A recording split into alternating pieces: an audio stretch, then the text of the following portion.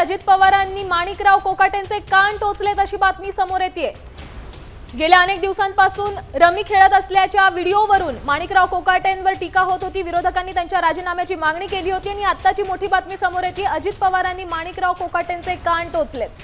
माणिकराव कोकाटे कालपासून मुंबईत आहेत। अजित पवारांची त्यांना भेट घ्यायची होती, त्यामुळे आता राजीनामा की अभय या चर्चांना देखील उधाण आलंय। माणिकराव कोकाटे हे अजितदादांच्या भेटीला गेलेले आहेत। या संदर्भात अधिकची माहिती देण्यासाठी आपले प्रतिनिधी रुपाली बडवे आपल्यासोबत जोडल्या गेल्या आहेत। काय माहिती आहेत? अजितदादांनी कृषी मंत्र्यांचे कान टोचले।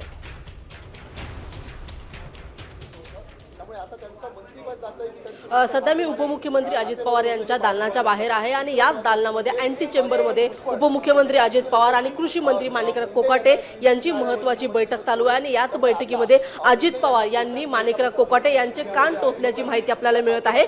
माणिकराव कोकाटे यांचे जे वक्तव्य समोर येत आहेत, काही दिवसांपूर्वी त्यांनी असं म्हटलं होतं की शासन भिकारी आहे, अशा पद्धतीची त्यांची जी वक्तव्य आहे त्या वक्तव्यांमुळे कुठेतरी सरकारची बदनामी होत आहे। जो व्हिडिओ रमी खेळण्याचा व्हायरल झाला होता त्याच्यामुळे आधीच माणिकराव कोकाटे चर्चेमध्ये होते, वादाच्या चर्चेमध्ये होते आणि एका बाजूला माणिकराव कोकाटे यांच्यावरती टीका होत असताना त्यांच्या केलेल्या वक्तव्यामुळे आता सरकारवर सुद्धा टीका होत आहे आणि त्याच्यामुळे तुमच्या वर्तणुकीमुळे शासनाची बदनामी होत असल्याची, सरकारची बदनामी होत असल्याच्या शब्दामध्ये खरं तर अजित पवार यांनी नाराजी व्यक्त केलेली आहे आणि याच माध्यमातून कुठेतरी माणिकराव कोकाटे यांचे कान टोचण्याचे जे काम आहे ते खरं तर आज अजित पवार यांनी केलेलं आहे। थोड्याच वेळामध्ये मंत्रालयामध्ये राज्य मंत्रिमंडळाची बैठक सुरू होणार आहे आणि त्या बैठकीच्या आधीच अजित पवार यांच्या दालनामध्ये ही महत्त्वाची बैठक सुरू असल्याचं आपल्याला पाहायला मिळते। आपण अजित पवारांच्या दालनाच्या बाहेर आहोत। आपण पाहत आहोत की पोलिसांचा बंदोबस्त आहे आणि सोबत आतमध्ये बघतो राष्ट्रवादीचे अनेक नेते सुद्धा खरं तर या ठिकाणी आलेले आहेत। मात्र माणिकराव कोकाटे स्वतः अजित पवार यांना भेट घेण्यासाठी आलेले आहेत।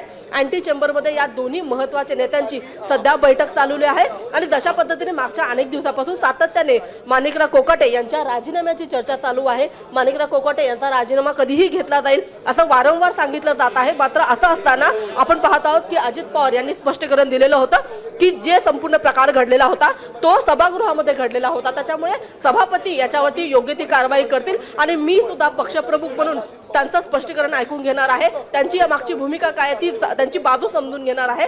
मात्र अजित पवार यांनी याच्यापूर्वी अनेक वेळा माणिकराव कोकाटे यांच्या वक्तव्यावरती नाराजी व्यक्त केलेली होती, त्यांना इशारा दिलेला होता। मात्र तरी सुद्धा पुन्हा एकदा वादामध्ये अडकलेले माणिकराव कोकाटे आज आपण बघतो की अजित पवारांना भेटण्यासाठी ते थेट मंत्रालयामध्ये आलेले आहेत।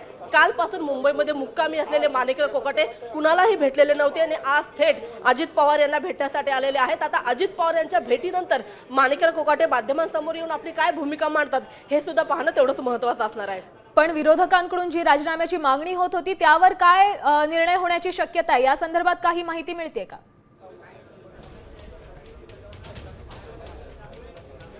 आपण बघतो आहोत की सातत्यानेच माणिकराव कोकाटे यांची राजीनाम्याची मागणी होत आहे। मात्र आज राष्ट्रवादीच्या नेत्यांची डिनर पार्टी आहे आणि या पार्टीला सुद्धा माणिकराव कोकाटे यांना खरं तर निमंत्रण देण्यात आलेलं आहे। ते स्वतः त्या ठिकाणी उपस्थित राहणार आहेत आणि काल या संदर्भामध्ये जेव्हा आपण रोहित पवारांना विचारलं तेव्हा त्यांनी हेच उत्तर दिलं की हा काही क्षणांसाठी तुम्हाला थांबवते। आता isakal.com आहे देशातील नंबर 1 ची मराठी न्यूज वेबसाईट।